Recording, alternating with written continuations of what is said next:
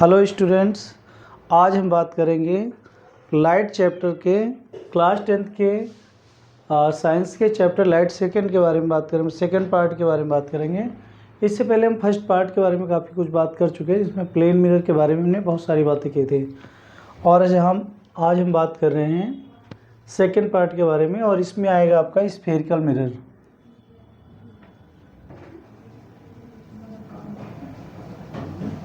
Spherical mirror होता क्या है?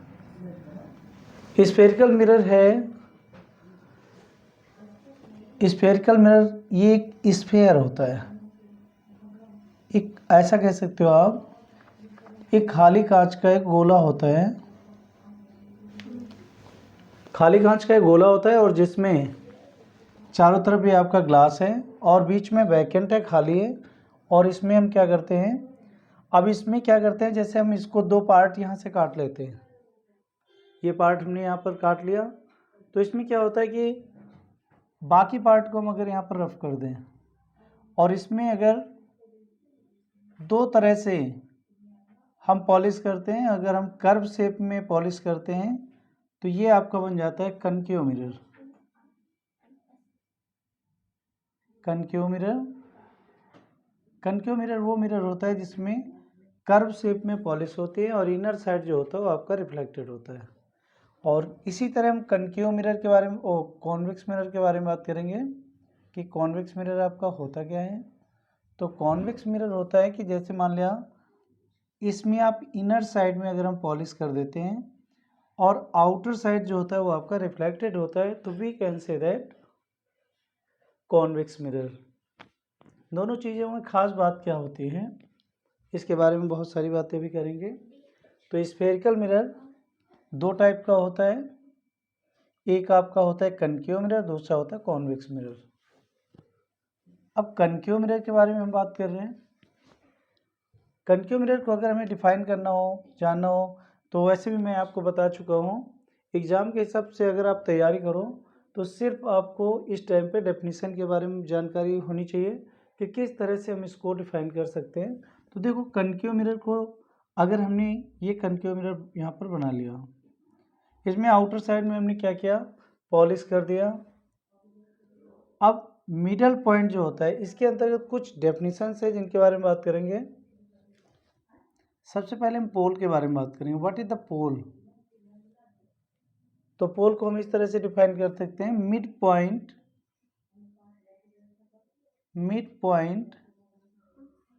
Of the mirror, mid point of the mirror is known as pole. ये mid point अगर हम ले लें मिरर का, तो इस मिड पॉइंट को हम, मिरर के मिड पॉइंट को क्या कहते हैं, पोल कहते हैं। अब प्रिंसिपल एक्सिस के बारे में बात कर लेते हैं। What is the principal axis?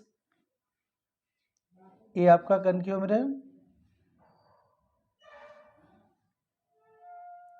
ये इसका सेंटर होता है। सेंटर क्या होता है, जिसका भी ये आपका स्फीयर जो होता है, जिसका भी आपका ये पार्ट होता है, उसके सेंटर को हम यहाँ पर सेंटर ऑफ कर्वेचर कहते हैं। इस सेंटर ऑफ कर्वेचर है इसका। तो सेंटर ऑफ कर्वेचर होता क्या है?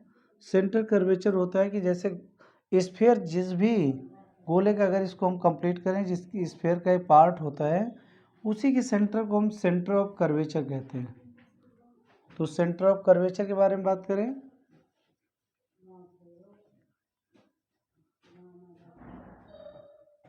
तो आपको मालूम चल गया होगा कि सेंटर ऑफ कर्वेचर होता क्या है। Centre of the empty sphere of the glass is known as centre of curvature. और इसको हम डिनोट करते हैं सी के द्वारा, हम डिनोट करते हैं, it is denoted by C. Centre of curvature is defined as, centre of curvature is defined as the sphere, the mirror is the part of sphere, the centre of sphere is known as centre of curvature. अब radius of curvature, centre radius of curvature होता है जितनी भी distance होती है, जितनी भी जिस भी पार्ट होता है, ये पूरी रेडियस होगी, क्योंकि स्फीयर में हम जानते हैं सेंटर से आउटर सरफेस के बीच की जो डिस्टेंस होती है उसे हम रेडियस कहते हैं। तो ये आपका हो जाएगा रेडियस ऑफ कर्वेचर। ये रेडियस ऑफ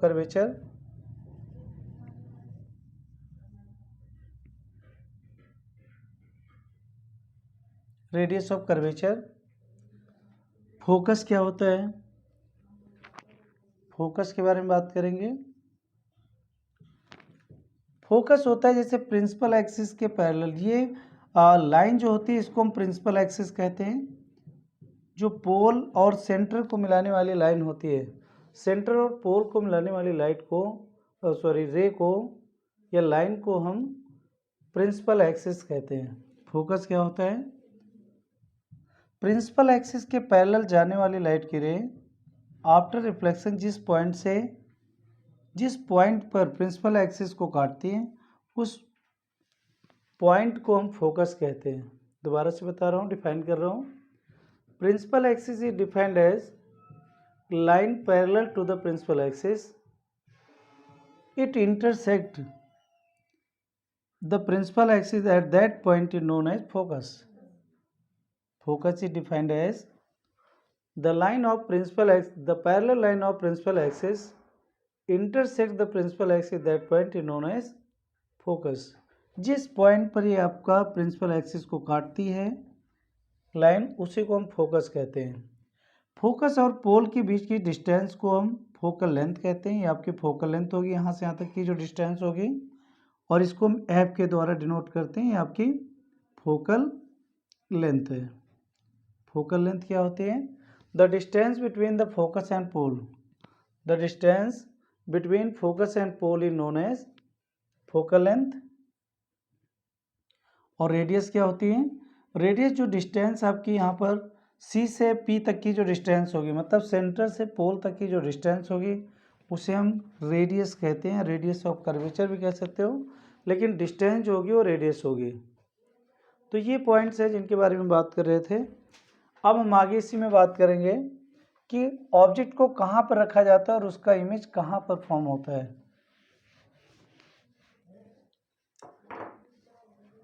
तो ये आपका कनकेव मिरर,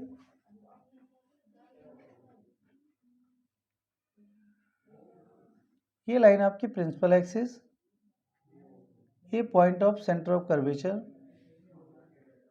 ये पॉइंट सेंटर ऑफ कर्वेचर, और ये आपका फोकस हो गया। प्रिंसिपल एक्सिस के पैरेलल जाने वाली लाइट की रे हमेशा और हमेशा फोकस से होकर ही जाएगी। कितना भी नियरर लाइट की रे हो और ये पैरेलल अगर जा रही है, प्रिंसिपल एक्सिस के पैरेलल जा रही है, तो आफ्टर रिफ्लेक्शन ये आपकी फोकस से ही होकर जाएगी। लेकिन इसका अपोजिट भी होता है।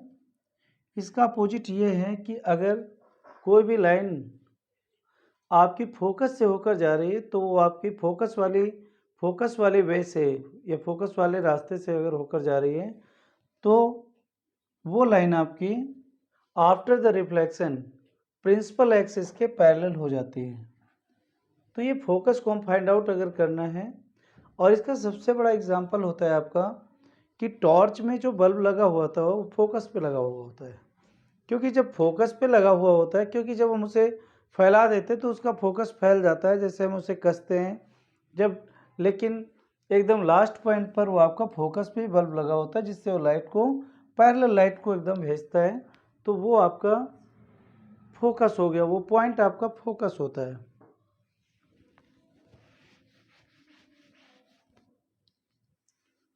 दूसरा पॉइंट होता है, अब इसमें एक ऑप्टिक, इसमें आपका सेंटर होगा। सेंटर से जाने वाली लाइट के बारे में बात करेंगे, जिससे कि ये कंप्लीट वीडियो आपके समझ में आ जाए। तो ये आपका सेंटर है। अगर हम कोई भी लाइट की रे सेंटर से होकर जाती है, तो सेंटर वाली लाइट की रे जो है वो अपना रास्ता चेंज नहीं करती है। जिस रास्ते से जाती है उसी रास्ते को अपना उसी पे वो रिटर्न हो जाती है।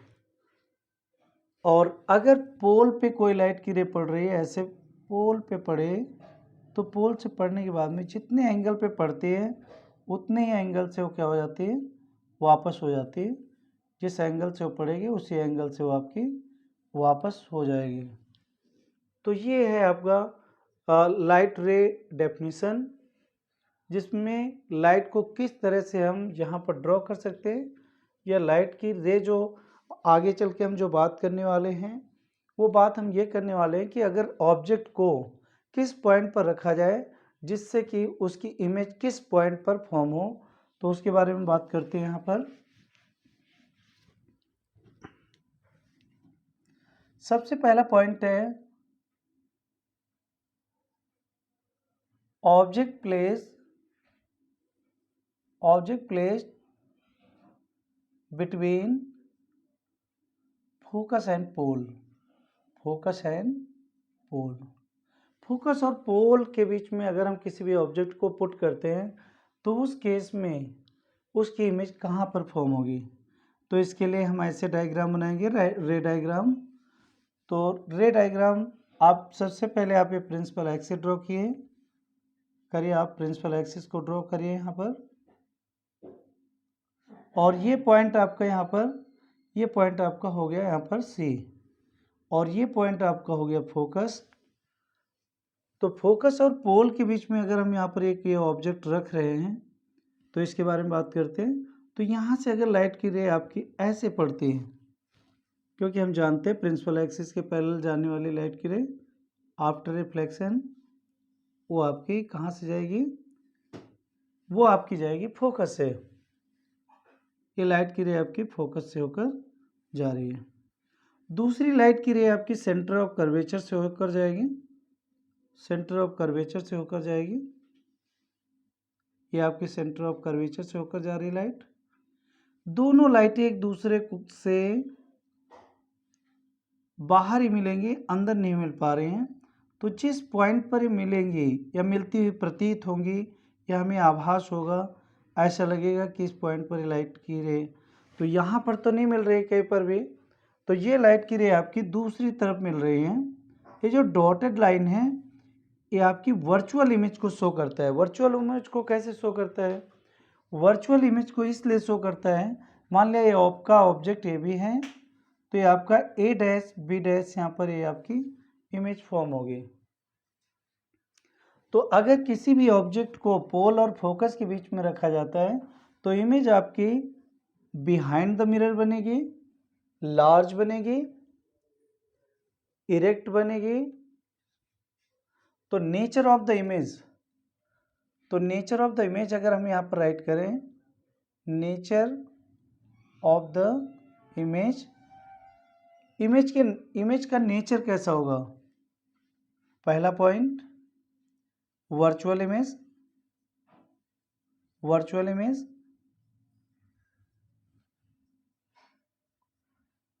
इरेक्ट का मतलब क्या होता है? इरेक्ट का मतलब होता है जिस पोजीशन में आपका ऑब्जेक्ट रखा होता है उसी पोजीशन में आपकी इमेज भी यहाँ पर फॉर्म हो रही, इमेज आपकी वैसे ही फॉर्म हो रही है, तो इरेक्ट कहेंगे इसे। थर्ड पॉइंट आपका लार्ज होगा, लार्ज या डायमेंशनाइज्ड बोल सकते हैं आप इसे। और फोर्थ पॉइंट आप लिख सकते हो बिहाइंड द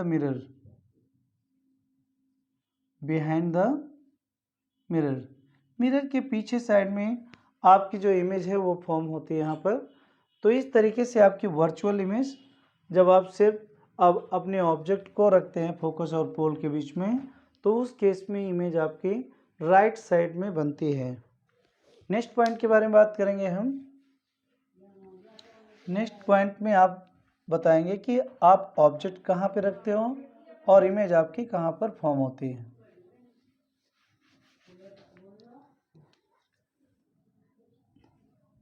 तो ये आपका रहा कनकेव मिरर, और ये आपकी प्रिंसिपल एक्सिस है जो कि आपने ड्रॉ की।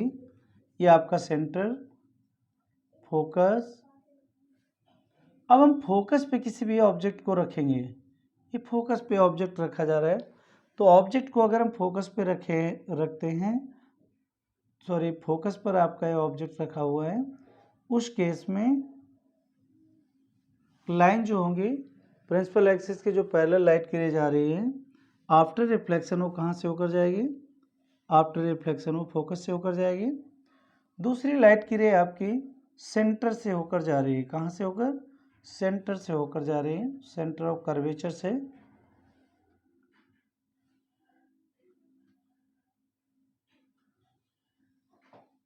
सेंटर ऑफ कर्वेचर से होकर जा रही है।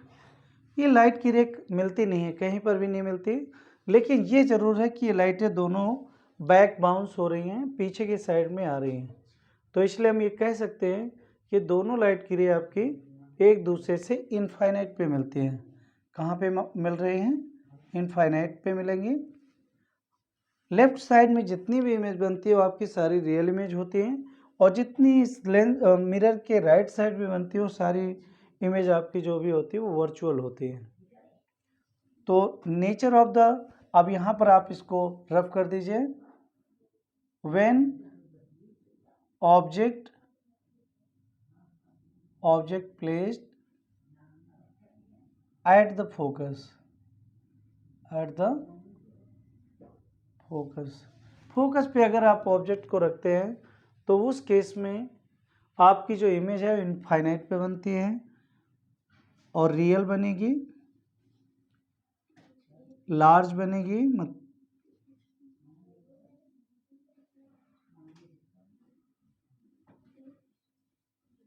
लार्ज बनेगी। और थर्ड पॉइंट है इन्वर्टेड बनेगी। जितनी भी रियल इमेज होती है वो आपकी इन्वर्टेड होती है। और फोर्थ पॉइंट एट इनफाइनाइट पे बनेगी। अगला पॉइंट है कि जब आपका ऑब्जेक्ट रखा जाता है, थर्ड पॉइंट है आपका when object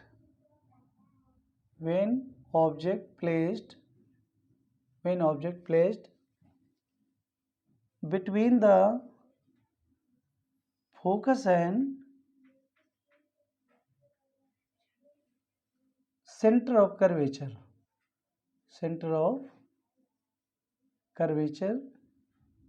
उस केस में क्या होता है? तो आपने यहाँ पर ये लिया, ये आपका कनकेव मिरर, ये आपने लाइन ड्रॉ की, ये आपकी प्रिंसिपल एक्सिस, ये आपका सी है यहाँ पर सेंटर ऑफ कर्वेचर, और ये आपका है फोकस। हमने सी और एफ के बीच में आपका ऑब्जेक्ट यहाँ पर प्लेस कर दिया, और ये प्रिंसिपल एक्सिस के पहले लाइट की रे जा रही है, और ये आपकी प्रिंसिपल फोकस से होकर वापस आएगी, ये फोकस से होकर आ रही है। दूसरी लाइट की रे आपकी फोकस से होकर जा रही है,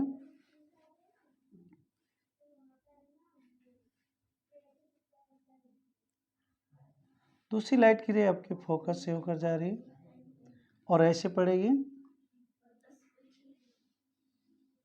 और ये लाइट की रे आपकी एक दूसरे को यहाँ पर काटती हैं, ये पॉइंट पर काट रही हैं बिहाइंड द फोकस से पीछे, फोकस के पीछे आपकी लाइट की रे जो है वो आपकी जो आपकी इमेज फॉर्म हो रही है वो फोकस के पीछे हो रही है। ये लाइट की रे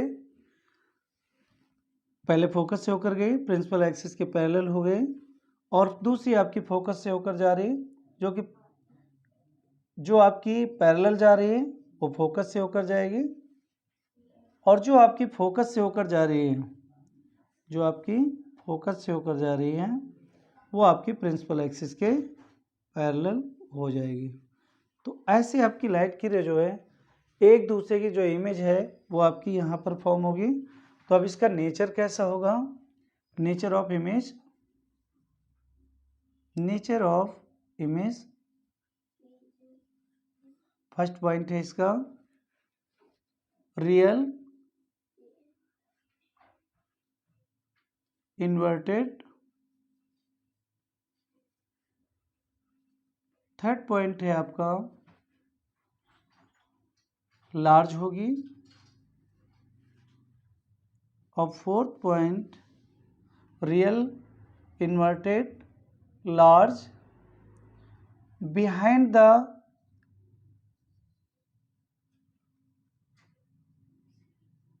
the centre of curvature, curvature. Curvature के पीछे बनेगी लाइट। ये आपकी जो इमेज होगी, ये आपका ऑब्जेक्ट है ए बी, और ये आपका इमेज यहाँ पर जो फॉर्म हो रहा है ए बी डैश, ये आपका इमेज यहाँ पर ए डैश बी डैश आपका इमेज फॉर्म हो रहा है। तो इस तरीके से हम कह सकते हैं जब कोई भी ऑब्जेक्ट किस पॉइंट पे रखा हुआ और उसकी इमेज कहाँ पर फॉर्म होगी।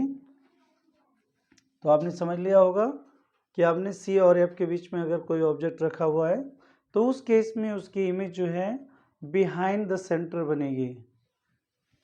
अब इसके बाद हम बात करेंगे, ये आपका कनकेव मिरर और ये centre of curvature A F. अब यहाँ पर हम सेंटर पे अगर ऑब्जेक्ट को रख दें, ऑब्जेक्ट को अगर सेंटर पे रख दिया जाए तो प्रिंसिपल एक्सिस के जब ये आपके पैरेलल जाने वाली लाइट की रे आफ्टर रिफ्लेक्शन फोकस से होकर जाएगी, फोकस से होकर जाएगी।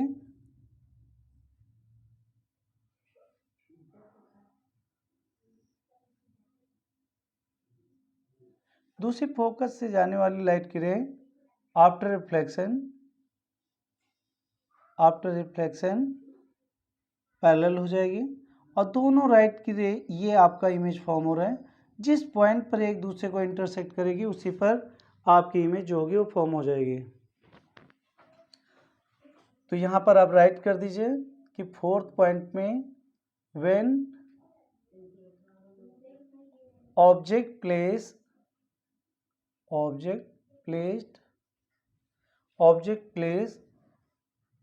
एट सी पर हमने ऑब्जेक्ट को रख दिया है तो इमेज आपकी वहीं पर सेम साइज की बनेगी, सेम साइज की आपकी जो इमेज है वो यहाँ पर फॉर्म हो जाएगी इस तरीके से। तो nature of the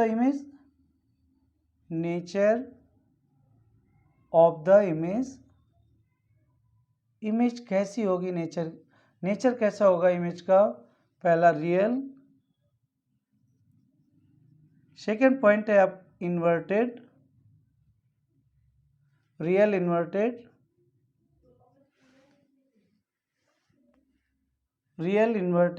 same size बनेगी आपकी इमेज। और फोर्थ पॉइंट है at the centre of curvature. आप इस अगर सेंटर पे आपका ऑब्जेक्ट रखा हुआ तो उसकी इमेज भी उसी पॉइंट पे बनेगी जिस पॉइंट पे आपने ऑब्जेक्ट को रखा है। तो इस तरीके से when object placed at C, image formed at centre, same size, inverted, real. तो ये आपके जो डायग्राम है बहुत ही इम्पोर्टेंट है, और ये आपके जो भी रे डायग्राम है इनको ड्रॉ करना बहुत ज़रूरी है। और इसके बाद हम बात करेंगे कॉन्वेक्स मिरर के बारे में। कॉन्वेक्स मिरर होता क्या है? सबसे पहली बात है आपका कॉन्वेक्स मिरर क्या है। कॉन्वेक्स मिरर अभी मैंने बताया कि अगर इनर साइड में पॉलिश कर दी जाए और आउटर साइड जो है वो आपका रिफ्लेक्टेड हो, तो उस केस में कहीं पर भी रखें आपका ऑब्जेक्ट, मान लीजिए आपने ऑब्जेक्ट यहाँ प्लेस किया या इसके पास में प्लेस किया, कहीं पर भी प्लेस करें, क्योंकि इस साइड में आपकी पॉलिश है, उस साइड में आपकी लाइट की रे जा नहीं सकती, तो आपकी लाइट की रे आपकी यहाँ से क्या हो जाती, बेंड हो जाती है। लेकिन ऐसा लगता है कि लाइट की रे पीछे से कहीं से किसी भी पॉइंट से पीछे से आपकी लाइट की रे आ रही है, तो इसलिए, और इसमें जितनी भी इमेज आपकी फॉर्म होती है वो सभी इमेज जितनी भी इमेज हैं आपकी, सभी आपकी वर्चुअल इमेज फॉर्म होती है। तो यहाँ पर ये आपका फोकस होगा, जहाँ पर लाइट की रेज आकर आप मिल रही हैं, ये आपका फोकस हो जाएगा, सेंटर नहीं होगा, ये फोकस होगा। लाइट की रे ऐसे लगेगा जैसे कि पीछे से होकर लाइट पीछे से आ रही है। तो इस तरीके से अगर कोई भी object principal axis principal axis के पैरेलल अगर लाइट की रे जा रही हैं तो वो आफ्टर रिफ्लेक्शन ऐसा लगेगा कि वो पीछे से आ रही हैं, और जिस पॉइंट पर वो मिलती हुई प्रतीत होती है, ऐसा लगता है कि इस पॉइंट से आ रही हैं, उस पॉइंट को हम फोकस कहते हैं। ये आपका कॉन्वेक्स मिरर का फोकस होता है। तो ये फोकस के बारे में बात हो गई कि फोकस होता क्या है आपका। तो फोकस आपका कॉन्वेक्स मिरर का फोकस आपका ये होता है यहाँ पर। और कॉन्वेक्स मिरर का इस्तेमाल और कनकेव मिरर का इस्तेमाल कहाँ पे होता है। कॉन्वेक्स मिरर में ऑल इमेज फॉर्म्ड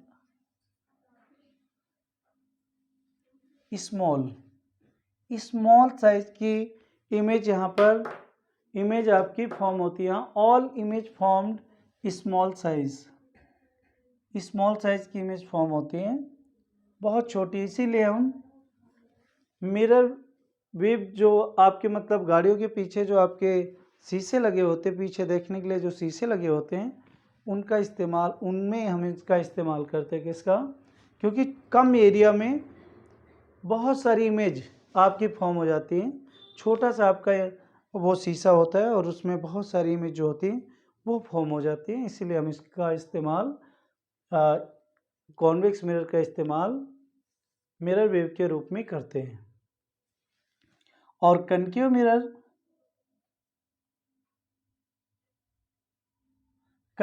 का इस्तेमाल हम करते हैं सेविंग मिरर के रूप में करते हैं। दूसरा, आप डेंटिस्ट भी इसका इस्तेमाल करते हैं, क्योंकि छोटी चीज़ का बड़ा इमेज फॉर्म हो, इसके लिए इसका इस्तेमाल डेंटिस्ट भी करते हैं। और टॉर्च में भी आपका कनकेव मिरर का ही इस्तेमाल होता है।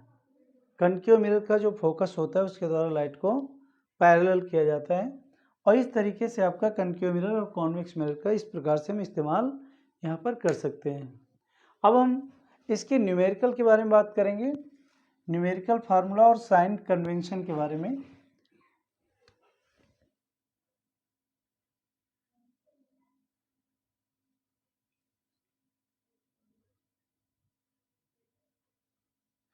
मिरर फार्मूला बहुत सारे बच्चों को कन्फ्यूजन रहता है, तो इसलिए मैं सबसे पहले कॉन्वेक्स मिरर में ही मिरर फार्मूले की बात करता हूँ। तो ये आपकी, मान लिया आपका ऑब्जेक्ट यहाँ पर रखा हुआ है, तो जिस पॉइंट पर आपका ऑब्जेक्ट रखा होता है उस डिस्टेंस को हम यू लेते हैं। और जहाँ पर इमेज, मान लिया इमेज आपकी यहाँ पर फॉर्म हो रही है, सपोज दैट आपकी इमेज यहाँ पर फॉर्म हो रही है, तो इस पॉइंट को हम वी लेंगे।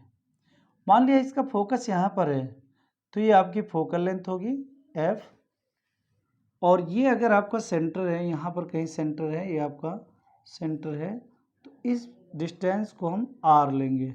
सेंटर से पोल की डिस्टेंस जो होगी वो आर होगी।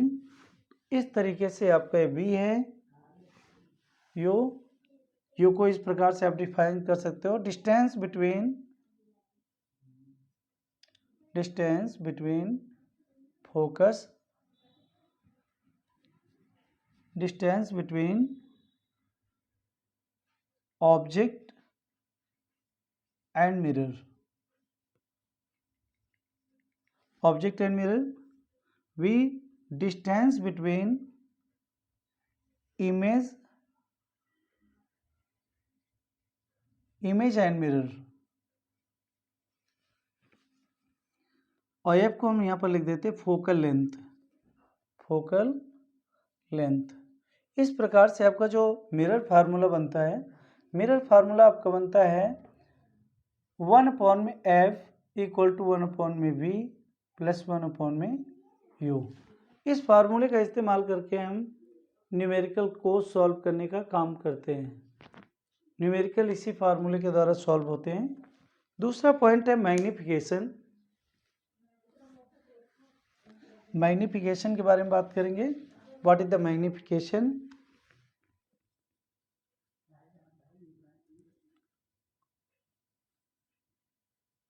मैग्नीफिकेशन को m के द्वारा डिनोट किया जाता है।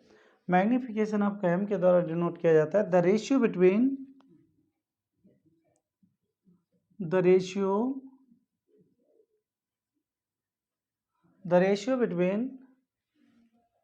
height of image height of image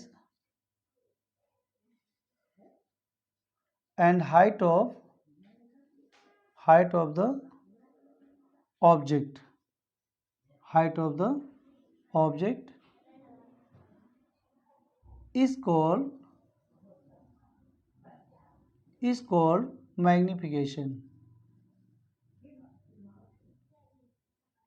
magnification. इसी को हम मैग्निफिकेशन कहते हैं। और मैग्निफिकेशन का जो फार्मूला होता है वो होता है m equal to h2 upon में h1, और यह हम इसी को राइट कर सकते हैं -v अपॉन में u। इस तरीके से आपका मैग्निफिकेशन होता है। मैग्निफिकेशन के बारे में बात हो गई आपकी कि मैग्निफिकेशन क्या होता है। अब इसके बाद हम बात करेंगे रिफ्रैक्शन के बारे में।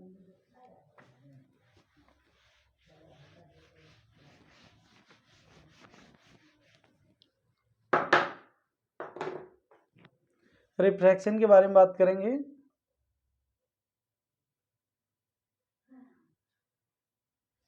रिफ्रैक्शन के बारे में बात करेंगे कि रिफ्रैक्शन होता क्या है। रिफ्रैक्शन क्या होता है?